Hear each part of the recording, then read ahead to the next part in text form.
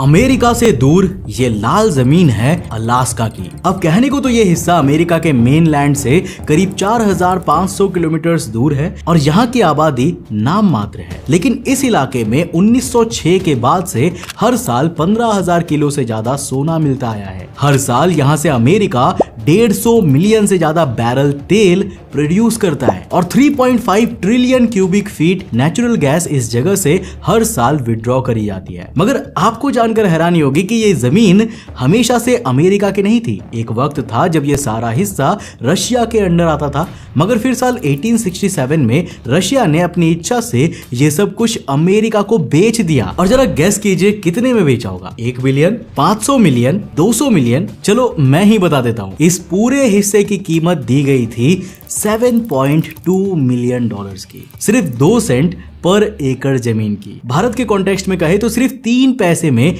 1 गज जमीन, वो भी आज के रेट में। पर सवाल है कि आखिर क्यों?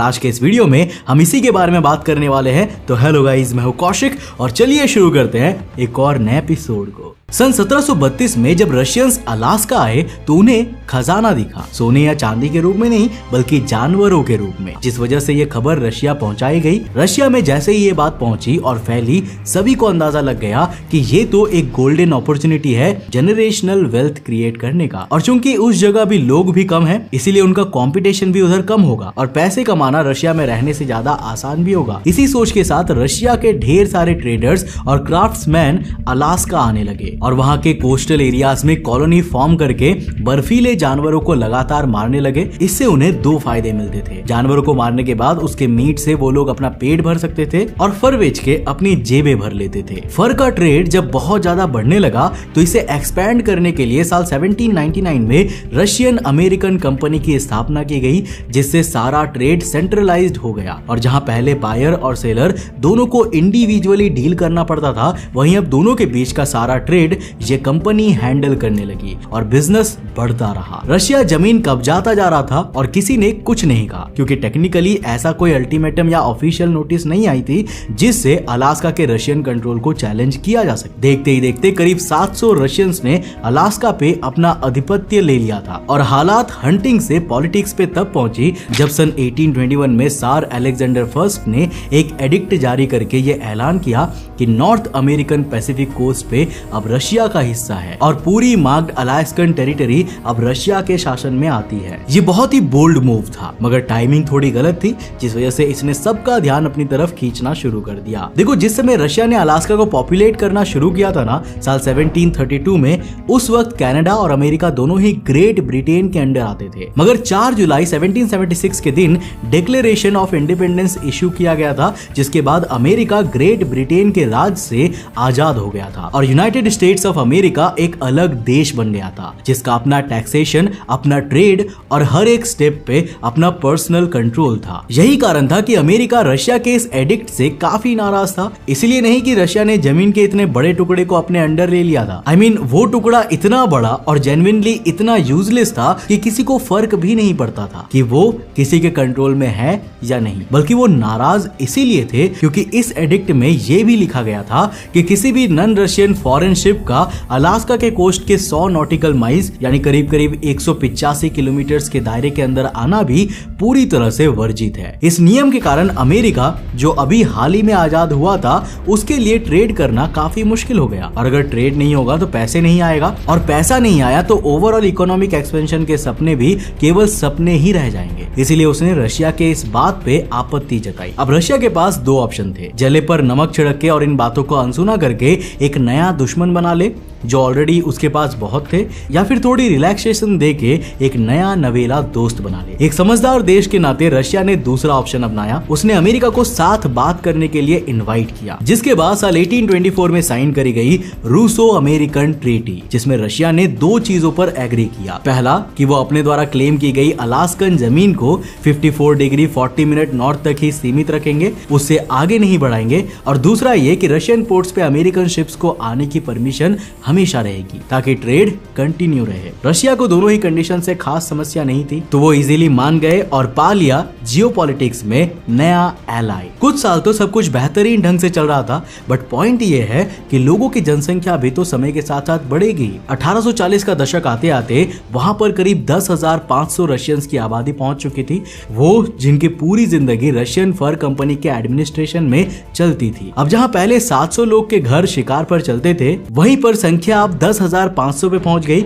जिस वजह से ऑब्वियसली पहले से ज्यादा शिकार भी किया जाने लगा। मगर जानवरों का कोई प्रोडक्शन हाउस थोड़ी ना होता है जो असीमित तौर पे बढ़ते ही जाएंगे। एज ए रिजल्ट बढ़ते शिकार की वजह से वहां मौजूद जानवरों स्पेशली फर एनिमल्स की आबादी बहुत तेजी से घटने लगी। वो भी कुछ इस कदर से कि विरले ही कोई फर एनिमल आसपास दिखा करती थी, और अगर दिखते भी थे तो इतने कम कि उनसे लंबे समय तक सस्टेन किया ही नहीं जा सकता था। सन 1850 का दशक आते आते सी ऑटर्स, ऐसे जानवर जो 1732 में करीब 3 लाख से भी ज्यादा की तादाद में मौजूद थे, जिनके अकेले के शिकार से पहले कुछ अलास्कन रशियन जनरेशंस ने अपना पेट भरा था, वो ऑलमोस्ट विलुप्त हो गए। रिजल्टिंग रशिया को जो इकलौता फायदा अलास्का से मिल रहा था इकोनॉमिक रेवेन्यू का, वो हर साल घटने लगा और अलास्का की फैक्ट्री और वहां की कॉलोनी का केवल खुद के पैसों पे सस्टेन करना मुश्किल होने लगा। मगर इसके दूसरी तरफ एक और मुसीबत रशिया का इंतजार पलके बिछाकर कर रही थी। रशिया ऑलमोस्ट दुनिया के हर देश का दुश्मन था। आज के करीबन 50 से ज्यादा देश जैसे भारत, पाकिस्तान, दक्षिण अफ्रीका,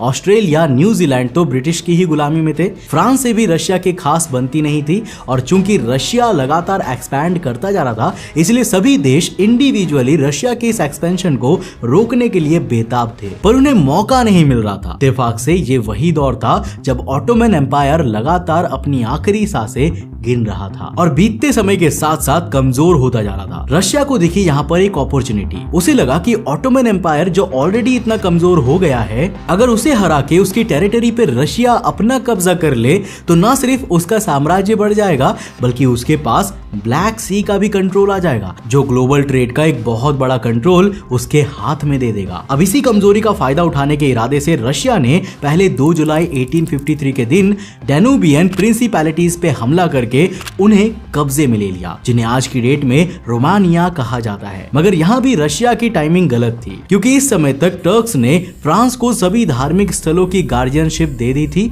जिस वजह से ये ऑक्यूपेंसी फ्रांस ने अपने ऊपर इनडायरेक्ट हमले की तरह ले ली और दोनों ही देश काइंड ऑफ एक कोल्ड वॉर में पहुंच गए। और प्रेजेंट डे रोमानिया को कब्जाने के बाद जब 20 मार्च 1854 में रशिया ने ऑटोमन एम्पायर पे हमला किया, तब सभी दुश्मनों को फाइनली वो ओपनिंग दिखाई दी जिसका वो इंतजार कर रहे थे, एक डिक्लेरेशन ऑफ वॉर। रशिया के हमला करने के करीब एक हफ्ते बाद ब्रिटेन और फ्रांस ने भी टर्की के साथ हाथ मिला लिया और शुरू हुई क्राइमियन वॉर। अब करीब 3 साल तक चले इस युद्ध ने रशिया को बर्बाद कर दिया और ना सिर्फ मार्च 1856 में ट्रीटी ऑफ पेरिस साइन करके रशिया को अपनी हार स्वीकार करनी पड़ी, बल्कि इसके बावजूद रशिया को जो इकोनॉमिक लॉस झेलना पड़ा था उसे क्वांटिफाई नहीं किया जा सकता था और ग्लोबली जो इज्जत गई वो अलग। अब 1856 का वो दौर जब रशिया के पास ना पैसा बचा था ना इज्जत, ऐसे में उसके लिए सबसे बड़ा सरदर्द बन गया अलास्का की सरजमी। इसी के रिजल्ट में दोनों पार्टियां मार्च 1867 में मिली और पूरी रात डिस्कशंस और नेगोशिएशंस करने के बाद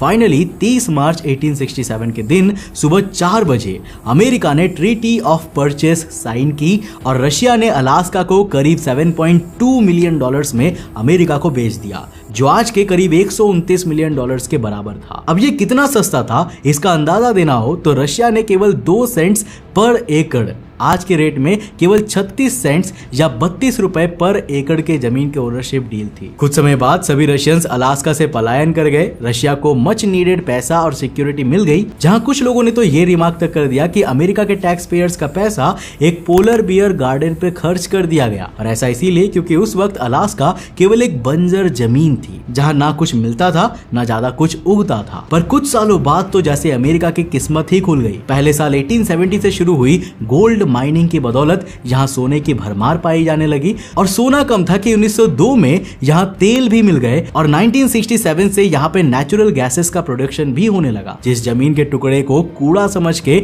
अमेरिका ने खरीदा था ना, उसकी मिट्टी लिटरली सोना उगल रही थी। और आज अलास्का दुनिया की सबसे नेचुरली रिच जमीनों में से एक होने के नाते अमेरिकन इकोनॉमी का सबसे इंपॉर्टेंट पिलर्स में से एक बन गया है। दोस्तों, अलास्का की ये कहानी अगर आपको पसंद आई तो इस वीडियो को लाइक कर देना, अपने दोस्तों के साथ जरूर शेयर करना। अगर आप नए उस चैनल पे तो चैनल को सब्सक्राइब करने के साथ साथ नोटिफिकेशन बेल ऑन कर देना। मैं मिलता हूं नेक्स्ट एपिसोड के साथ, तब तक के लिए बाय, जय हिंद।